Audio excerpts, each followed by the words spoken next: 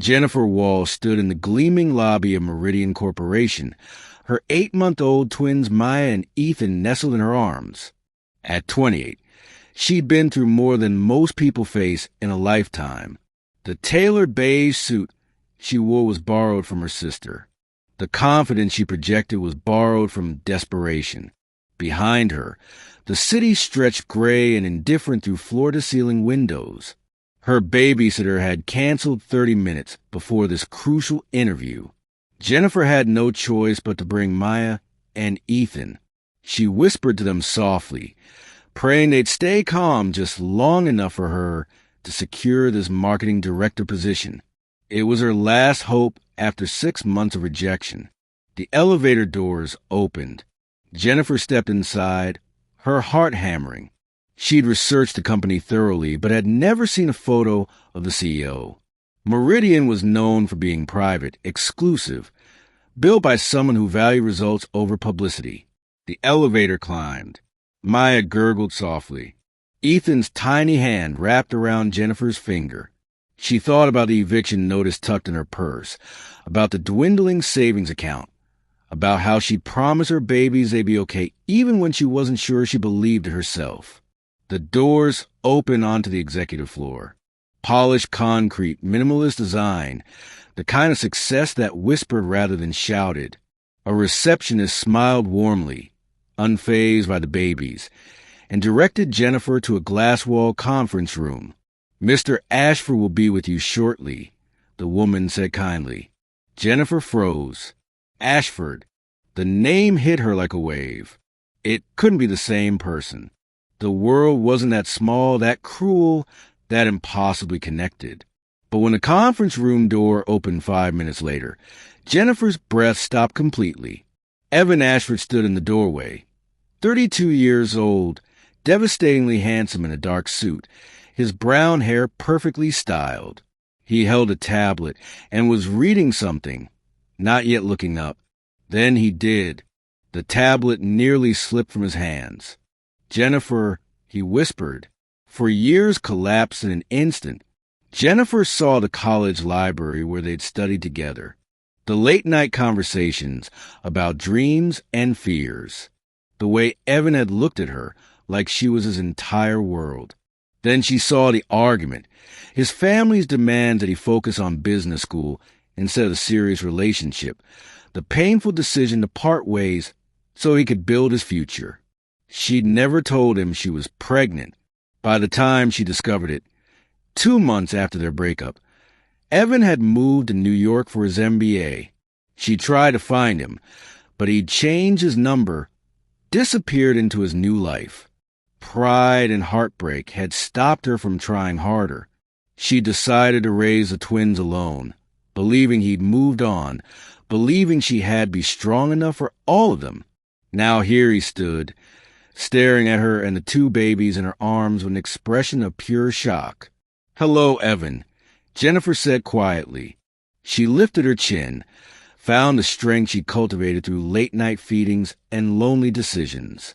"I'm here to interview for the marketing director position." Evan couldn't speak. His eyes moved from Jennifer's face to the twins, taking in their features. Maya had his nose. Ethan had his eyes. The truth was written in their tiny faces, undeniable and world-altering. "How old?" Evan's voice was barely audible. 8 months. The math was simple. The implications were staggering. The conference room full of board members waiting next door suddenly didn't matter. The quarterly reports on his tablet dissolved into irrelevance. "Why didn't you tell me?" Evan's question held no anger, only aching confusion. "You'd moved on," Jennifer said simply. "You were building the life your family wanted. I tried to find you, Evan, but you disappeared. Eventually, I decided these babies deserved a mother who was fully present, not one chasing ghosts. So I let you go." Evan sank into a chair, overwhelmed. Jennifer remained standing, the twins growing heavier in her tired arms, but her spine straight, her dignity intact. "They're mine," Evan said, not a question. "Yes," Jennifer replied. But I'm not here for that, Evan. I'm here because I'm qualified for this job. I have 3 years of marketing experience, a portfolio of successful campaigns, and recommendations from previous employers. What happened between us was a lifetime ago. I need this position on my own merit, not because of our past. The strength in her words brought Evan's gaze back to her face.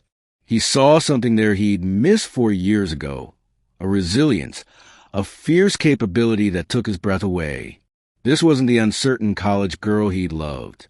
This was a woman who'd survived, who'd built a life from nothing, who stood before him holding 2 babies and still projected absolute capability.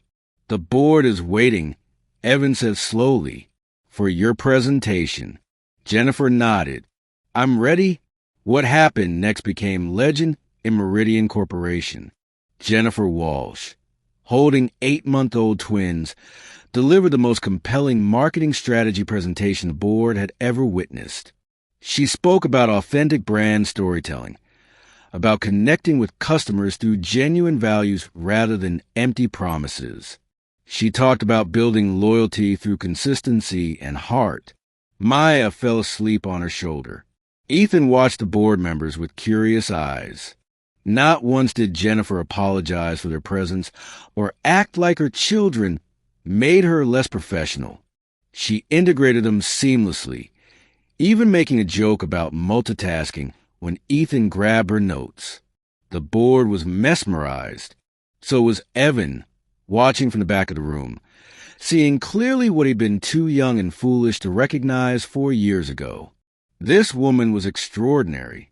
After presentation, Evan asked Jennifer to stay. The board members filed out, several stopping to compliment her on her pitch. When they were alone, Evan closed the conference room door. That was incredible, he said quietly. Thank you, Jennifer replied, professional but guarded. Jennifer, we need to talk about them, about us, about everything I've missed. Jennifer's composure finally cracked. Tears filled her eyes. Do you know what the last 8 months have been like, Evan? Doing this alone? Every feeding, every sleepless night, every doctor's appointment, every moment of terror that I wasn't enough, that I couldn't provide everything they needed. I loved you once. Loved you enough that seeing you walk away broke something in me. But these babies put me back together. They made me stronger than I ever knew I could be. Evan moved closer, his own eyes wet. I was a fool 4 years ago. I let my family's expectations matter more than my heart. I've built this company, Jennifer, achieved everything they wanted for me. And every single day, I thought about you, wondered where you were, if you were happy, if you'd found someone who deserved you better than I did. You have children now, Evan, Jennifer said softly. That changes everything. I know, he whispered, and I want to be their father, if you'll let me, not because of obligation, but because already looking at them, I feel something I've never felt. Like my whole life just made sense for the first time. Jennifer looked at this man she loved, then lost, then learned to live without.